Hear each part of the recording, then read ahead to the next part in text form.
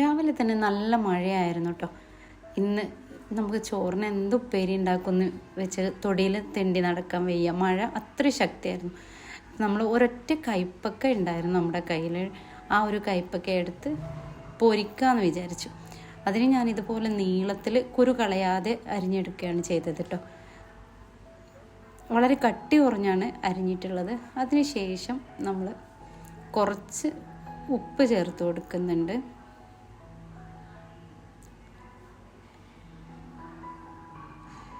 ഇനി അതിനുശേഷം നമ്മൾ ചേർക്കുന്നത് മുളക് പൊടിയാണ്. കുറച്ച് മുളക് പൊടി ചേർത്ത് കൊടുക്കുക.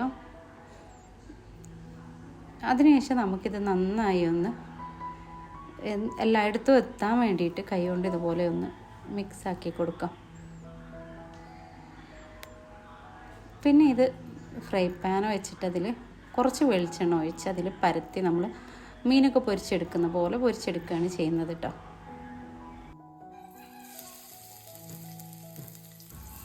കൂടുതൽ ഇങ്ങനെ തിക്കിയിടാതെ പരത്തി ഇട്ട് വേവിക്കുമ്പോഴാണ് ഇതിൻ്റെ ആ ഒരു ഒറിജിനൽ ടേസ്റ്റ് നമുക്ക് കിട്ടുള്ളൂ. ആ ഒരു ചെറിയ രീതിയിൽ മുരിഞ്ഞ് വരുന്ന ടൈപ്പിൽ. അപ്പോൾ ഞാനിതാ പരത്തി എല്ലാ പീസും ഇട്ട് കൊടുത്തിട്ടുണ്ട്. അതിനുശേഷം ഞാൻ മുകളിൽ ഇതുപോലെ കുറച്ച് കറിവേപ്പില ഇട്ട് കൊടുത്തിട്ടുണ്ട്.